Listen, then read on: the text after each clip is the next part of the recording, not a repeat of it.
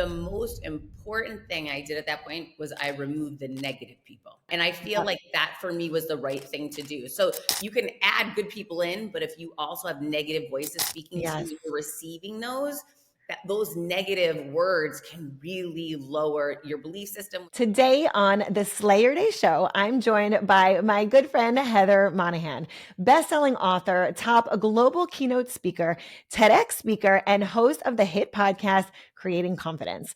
After rising to the top of corporate media and navigating major career shifts, Heather has become a go-to expert on building unshakable confidence and overcoming life's toughest challenges. Heather, welcome back to the Slayer Day Show. Sandy, I'm so excited to be here with you. This is so exciting. Yes, I think you're the only guest other than my husband that has been on the show twice. Well, I'm honored. I'm very honored. In good company. Thank you. Yes. Well, thank you so much for coming back. It's been a minute, so we've got a lot to catch everybody up on. Let's just kind of up to date everybody that's tuning in. So Heather and I were both on a mutual friends podcast a couple weeks ago. We caught up there, and it's like one of those friendships that you don't see each other in a really long time, but then you feel like you end up right back where you left off, even though so much time has passed. So it was so great to just catch up with you. And I know you have so much going on right now coming up. So I can't wait for you to share this. But I want to just, for the listeners of the Slayer Day Show, I want you to just share a little bit about your journey with building confidence and even overcoming your villains, because we have got a best-selling author here. And I want to dive into your journey, not just with the book writing process and speaking process, but also like, how did you get here? Because I know that has been a journey. Yeah. So just to give, if we haven't met before, hi, I'm so excited to be here today. So my background is I came up in corporate America through sales and sales leadership. And ultimately, through a series of moments that looked like, things weren't going well, or people telling you you can't make it to the C-suite because you're blonde, or you grew up poor, or you're from Worcester, or there was a million different reasons why people told me I couldn't succeed in corporate America. Ultimately, I made it to the C-suite in corporate America. I was one of the only there was a handful of maybe C-suite executives in the media business that were female. I was one of them. And I was named one of the most influential women in radio. I was killing it. And ultimately, I was fired unexpectedly when the CEO I had worked for 14 years became ill, and he elevated his daughter to replace him. So the wild thing was, after all these years of men elevating me, men promoting me, in the end, it was a woman that ended up firing me for no reason other than she said she was getting rid of the position. Obviously she didn't like me, right? So it's one of those interesting things. And for ladies listening, we've all known that woman that hates on other women, right? We've all seen that person, but you never think it's going to happen to you. So I had an 18-month non-compete, non-solicit. I'm a single mother, and I remember panicking. The good news is, a year before I was terminated, and I was 43 years old at the time, by the way. So a year before I was terminated, I had launched my personal brand. And for everyone listening right now, if you have not launched your brand, guess what? You've got a brand out there. Start holding the pen and dictating it instead of allowing other people to dictate what it's going to say for you.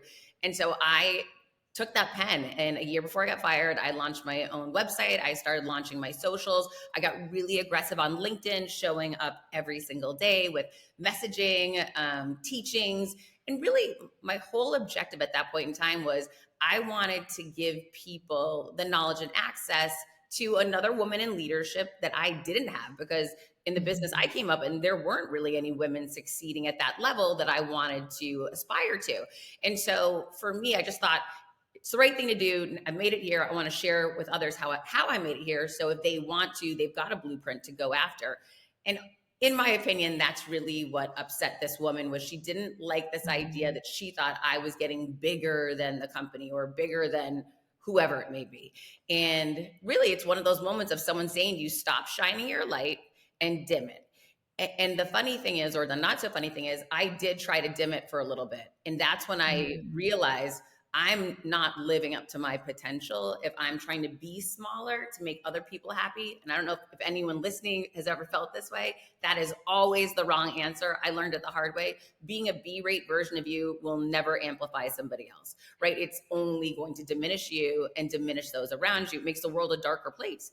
And so it took me getting fired to realize that. I took that as an opportunity. I had to start over somewhere as a beginner. So I decided to post. I've just been fired. If I've ever done anything to help you, I need to hear from you now. That post went viral, reached millions of people, landed me on the Elvis Duran show. Halfway through that show, he spoke life into me and said, obviously you're writing a book, Heather. I wasn't writing a book. I didn't go to school I wasn't an English major. And I Googled, how do you write a book? And it turns out all you need to do is sit down and start writing. I had some free time. I just been And so I did that. I launched Confidence Creator, my first book. I wrote it in 5 months, hired an editor together. We brought that book to market. It trumped Donald Trump for #1 on the business biography list the first week it came out. And yes, I have the screenshot for that. I used that screenshot to start leveraging speaking engagements for me and positions on speaker bureaus. And anyways, that my speaking business took off. And then the pandemic hit and I had to reinvent myself again. During that time, I signed with HarperCollins Leadership to write my second book, Overcome Your Villains. I launched my coaching programs. I started speaking virtually, which was like a whole new thing, during the pandemic. I landed my first board seat with Healthline Corporation. So there was since I've left corporate America, which was I was 43 years old. That's really been the last 7 years. I have taken a number of different pivots, a number of different reinventions, so much so it's almost become norm now. Like it's a new normal. Where before I was sort of in this routine. Mm-hmm. Other people might not have seen it that way, but I was showing up every day, kind of doing the same thing over and over again and becoming accustomed to that. And that now is my fear factor. I never want to go back to that. I always want to live a life about stepping into fear, stepping into the unknown, and challenging myself to grow. Okay, so for the women that are listening, now this is the Slay Your Day podcast, and we're always talking about how do we slay our day and how do we, become the most productive or purposeful versions of ourselves.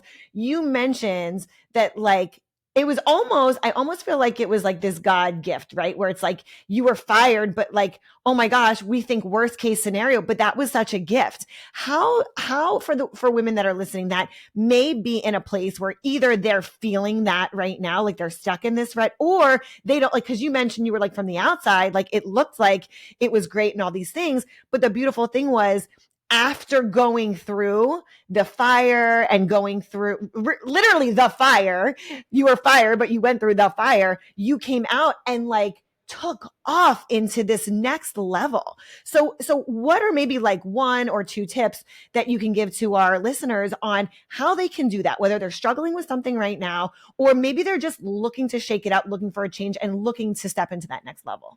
Okay, so I feel like this goes for personal life, for business, for everything. It's not rejection, it's redirection to something so much better. You have to be looking for it though. You can either sit in it and accept this is rejection, or you can say, wait a minute, this is redirection to something better. I don't know what that is yet, but when I step into uncertainty, anything can be possible because you're not familiar with it yet, right? So settling for something is the only way you're gonna block yourself from what you're meant to be doing. I had been settling for a career that was not really fulfilling me. It was okay again on the outside. If you're there, I get you, I've been there. But what I'm gonna do is challenge you to say, and however you wanna do that, through prayer or through manifesting, through whatever your vision or whatever it is that you do, you've got to start thinking bigger, get around people doing bigger things, and start accepting that possibility there is something bigger for you out there. Stop settling, never settle. So, to me, it's all about who you surround yourself with, holding yourself accountable, claiming those big goals. Prayer is a big part of it for me. And I believe that I had been unhappy. I'd been speaking out loud about being unhappy for a number of years, saying I just don't feel right. My body wasn't feeling right anymore. You're going to start seeing physical signs will show up on you if you're not living your truth and your potential. So you can't hide from it. I just believe, I truly believe, you see some people out there just very unhappy. We all know those people. They're not living up to their potential. And for some reason, they're not stepping into the fear to see what's on the other side of it. Challenge yourself to step into that fear. That moment for me was getting fired and saying, okay, this isn't rejection. I know it's not rejection. I don't know what's on the other side of this, but I'm willing to take a step. I'm willing to put the post up. I'm willing to fly out to New York and go on the Elvis Duran show. I'm willing to write the book, even though I have no idea what I'm doing. I'm willing to launch a podcast, even though I have no idea what I'm doing. Everyone sees me now and they see my following on LinkedIn. They see, the books, the deals, whatever.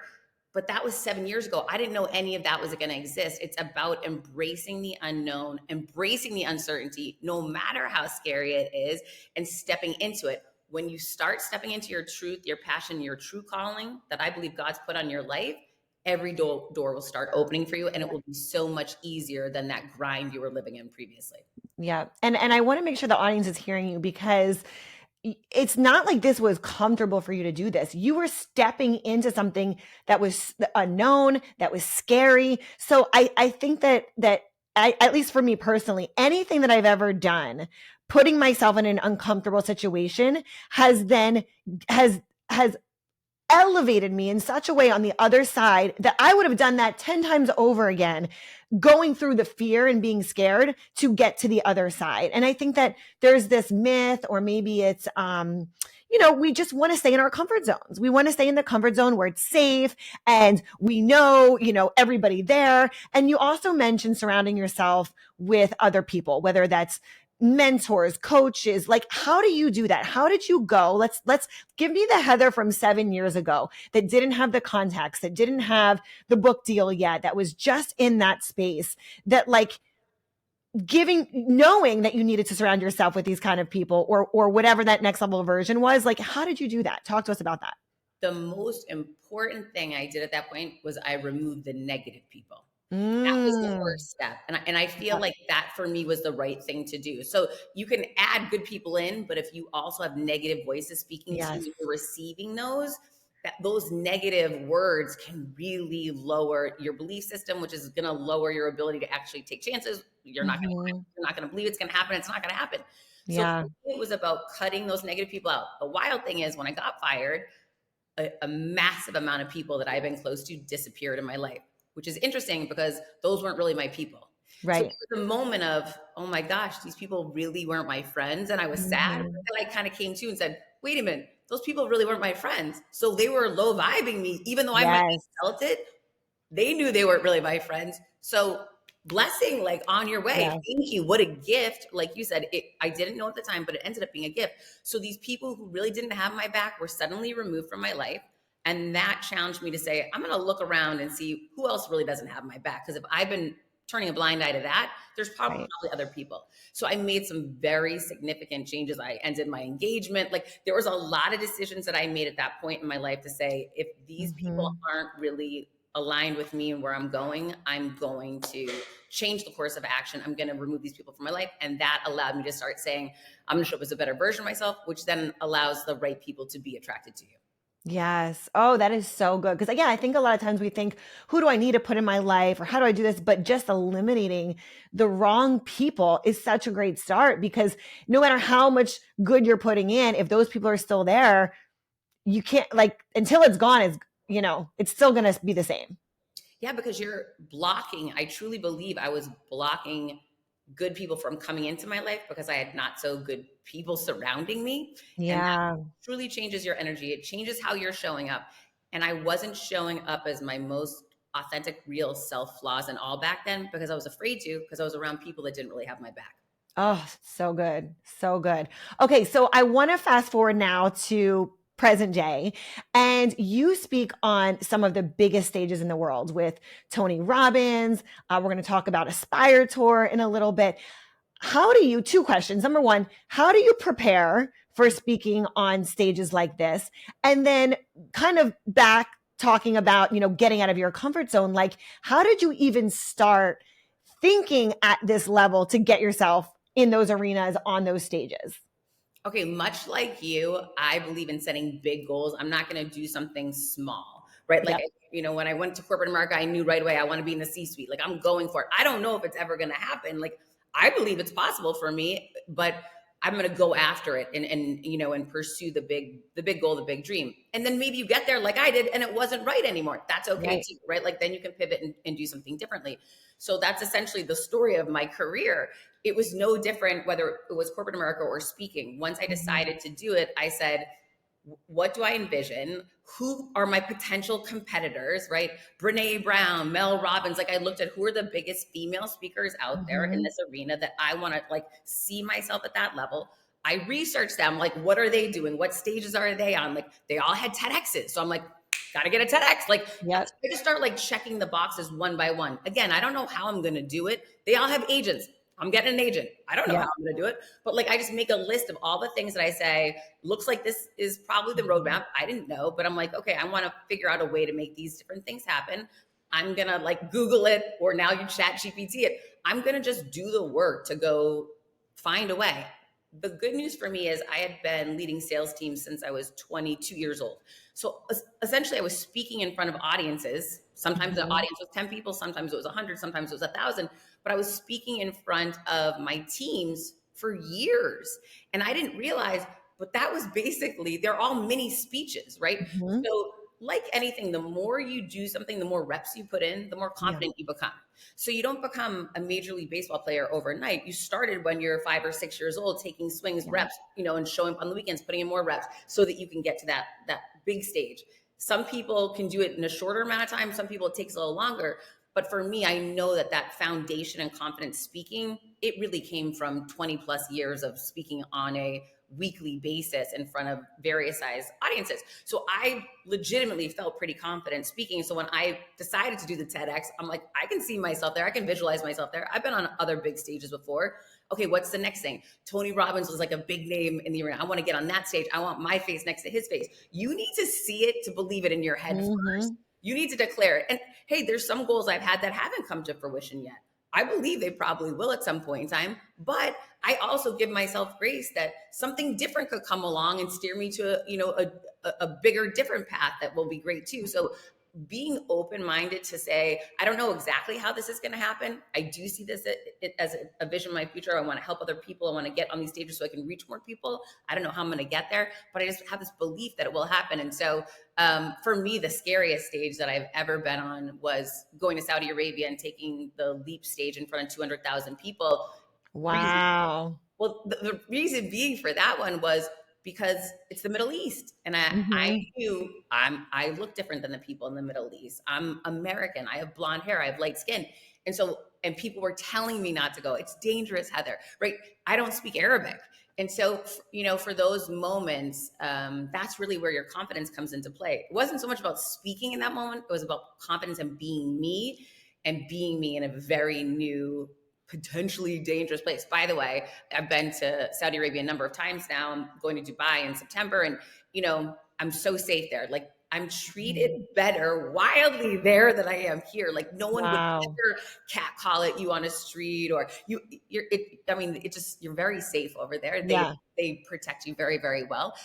So in your mind, these fears that we come up with, 99% of the time, they're not real, right? It's like this idea of what could go wrong. Well, I challenge you to say, instead of fixating on what could go wrong, fixate on what could go right. My trainer loved Tupac. My bodyguard loved the NBA. Like I got there and it was like my homies. It was like my team. Like, we were laughing, high-fiving. And I love the people that I met there, and they took such great care of me. It was so much better than I ever could have imagined. And so that was kind of a new unlock for me to say, wow, the world is your oyster. Like you can go anywhere. The one thing I would say in prepping for any talk is really putting yourself in the shoes of the audience, of the community that you're going to, whether that be a sales conference in Wisconsin or to a technology conference in the Middle East. You want to put yourself in the shoes of the audience that you're meeting so that you understand their pain points. You understand where they're coming from, because the key is to relate to them.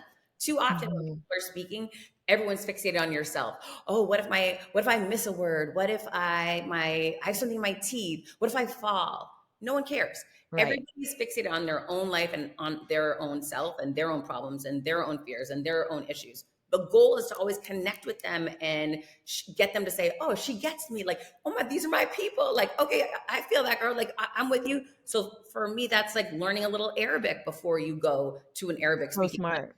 So that you can say something to them in their native tongue. Suddenly they're like, wow, like I love you.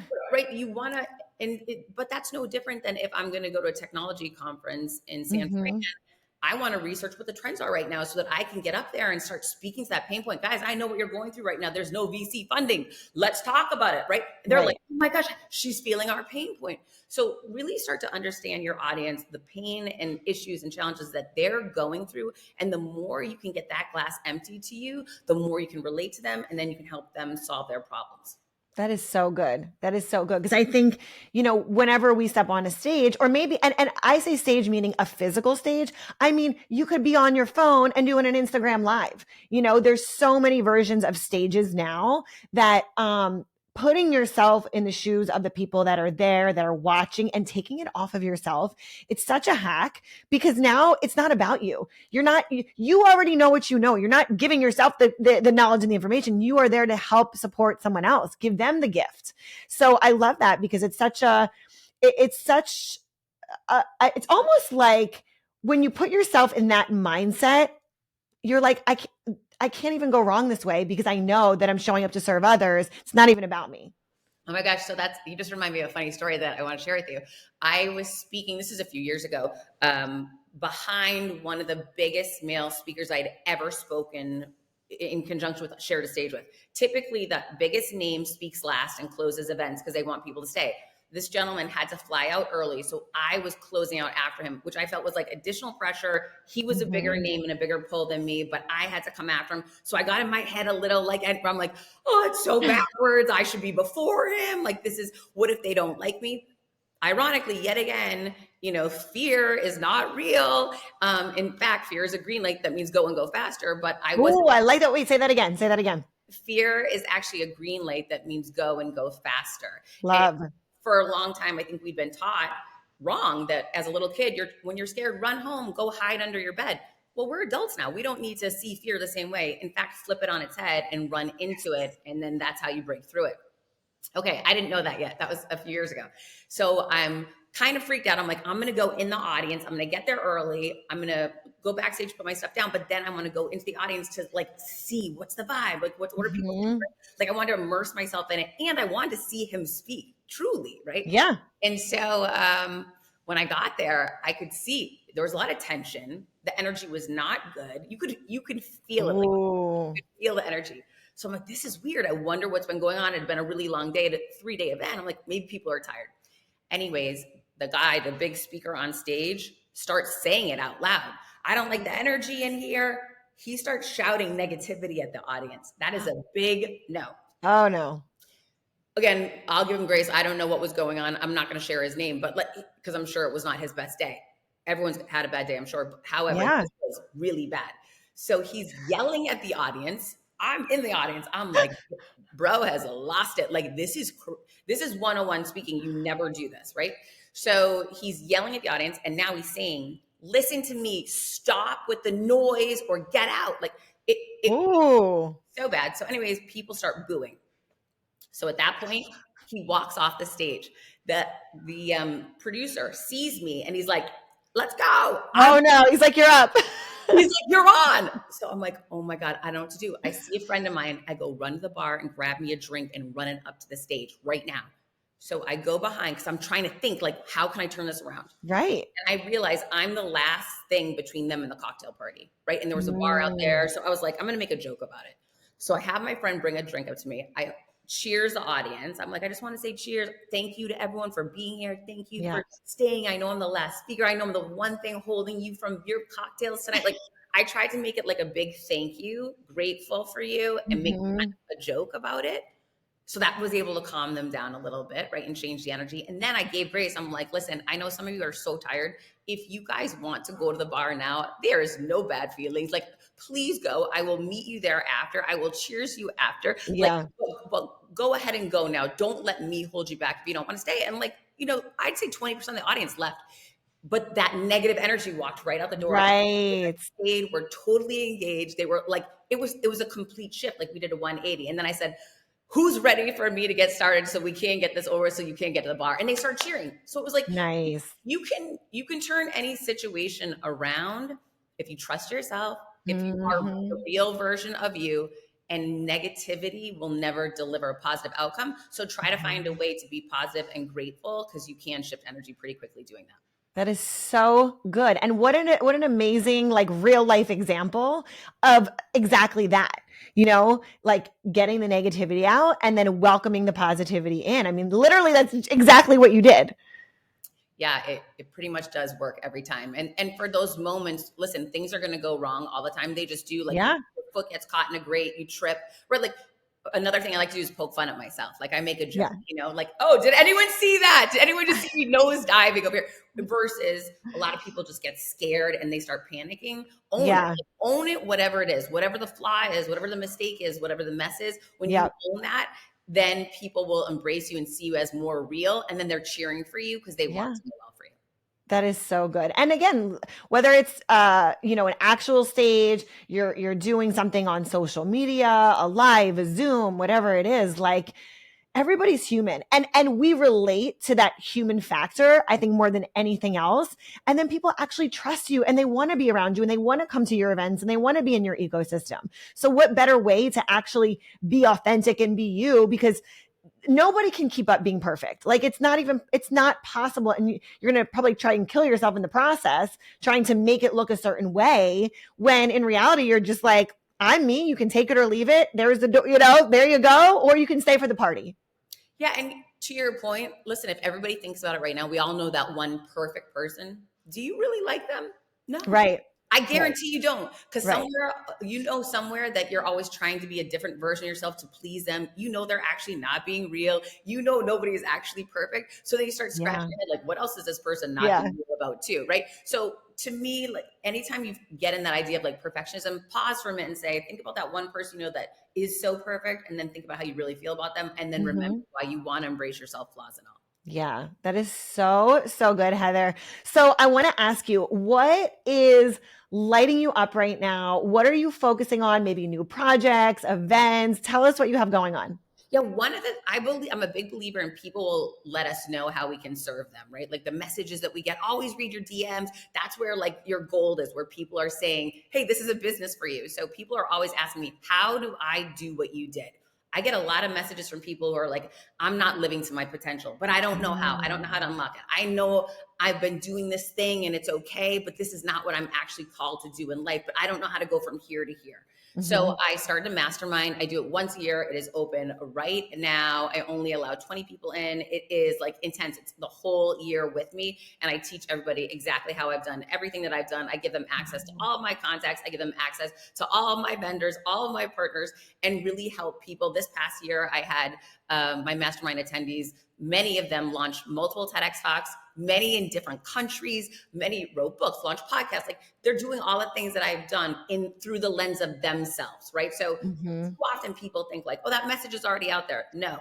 One thing I've learned is the frequency that you're on, the past that you have, the way that you speak, the way that you look is going to reach people that I could never reach, right? So everybody does need to share their own message. And if you have a calling on your heart and it's been there, don't waste another day. For me, 7 years ago was the right time. But if you didn't do it 7 years ago, then you know what? Today is the only time. Like, don't lose another minute. Go for it.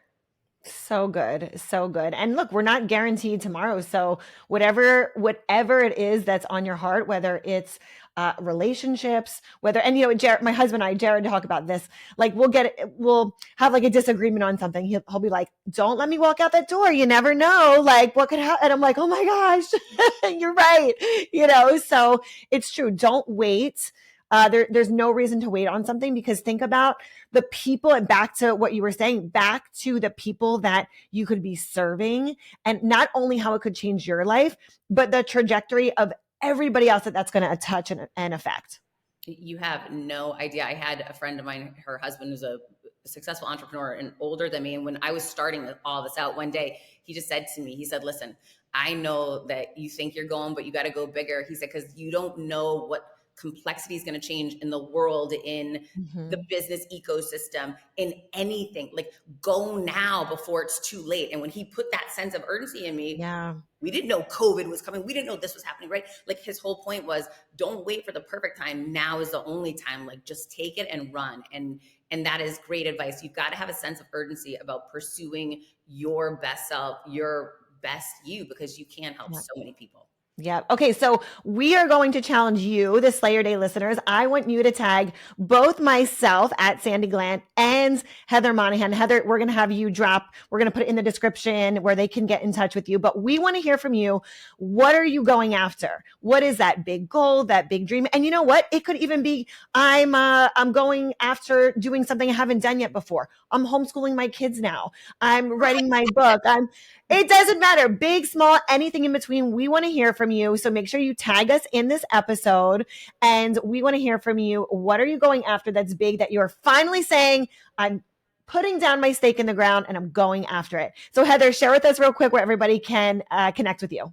You can follow me on all social media. I'm at Heather Monahan, and my website's heathermonahan.com. Would love to hear from you. Amazing. Heather, thank you so much for being here on the Slay Your Day podcast. Ladies, as always, make sure you go out and slay your day.